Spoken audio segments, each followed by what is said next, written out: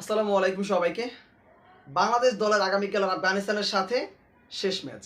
Do or die match. Asia কাপে টিকে থাকতে হলে প্রাথমিকভাবে আগামীকালের ম্যাচ জয় ছাড়া ভিন্ন কোনো অপশন বাংলাদেশের কাছে কিন্তু খোলা নেই। ইতিমধ্যেই আমরা পরিসংখ্যান সমীকরণ নিয়ে আসলে অনেক বেশি উপচে পড়ে ঘাটাঘাটি করছি। আসলে ওদের সমীকরণ মেলানোর জন্য কিন্তু আমি আপনি পড়াশোনা শিখিনি। যাই হোক, সে কথা ভিন্ন আলোচনা। তবে আগামীকালের কিছু একাদশের পরিবর্তন খুব বেশি বাঞ্ছনীয় আমার কাছে মনে হয়।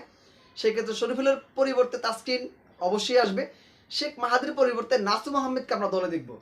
এছাড়া বাকি যে যেই স্থানে রয়েছে ঠিক সেই জায়গায় কিন্তু আগামীকাল ম্যাচ খেলতে পারছে। তৌহিদ হৃদয় ভাগ্য ভালো, তার অপশন হিসেবে আসলে কেউ নেই। আপনারা হয়তো অনেকে সাইফ হাসানকে চিন্তা করতে পারেন, তবে সাইফ কিন্তু আলটিমেটলি একজন ওপেনিং ব্যাটার। একজন ওপেনিং ব্যাটারকে আপনি চাইলেই কিন্তু মিডল অর্ডার ব্যাটসম্যান হিসেবে খেলাতে পারবেন না। সেক্ষেত্রে হয়তো বা হিতে বিপরীত হতে পারে। সেই তুলনায় তৌহিদ হৃদয় যেমন আছে ওকে ফাইন, তাকে আমরা আগামীকালের ম্যাচে রাখতে চাচ্ছি। এইবার হচ্ছে বাংলাদেশ দল আদৌ কি আফগানিস্তানের সাথে আগামীকালের ম্যাচ জিতবে? কি মনে হয়? বর্তমান যে অবস্থা বাংলাদেশ দলের, নামি দামি কোচ, এইট সন্টেড অমুক সমুক, এই হামার দিয়ে 4 ছক্কা কত টোটকা শিখেছে, ম্যাচের সময় ঠন ঠনা ঠন ঠন কিছুই করতে পারছে না, কোনো কিছুই হচ্ছে না। সব কিছু মিলিয়ে সব কিছু বাদ দিয়ে যদি আমরা চিন্তা করি, বাংলাদেশ দল আমাদের একটাই দেশ, একটাই আমাদের পতাকা, এই একটাই আমাদের দেশ, এই 11 জন প্লেয়ার, ওরা ছাড়া আসলে আমাদের আর কেউই নেই। দিন শেষে আমরা এটাই বলবো, বাংলাদেশ দল জয়লাভ করুক, বাংলাদেশ দল ম্যাচ ভালো খেলে এশিয়া কাপে অ্যাটলিস্ট একটা সম্মানজনক স্থানে বাংলাদেশ দল যাক।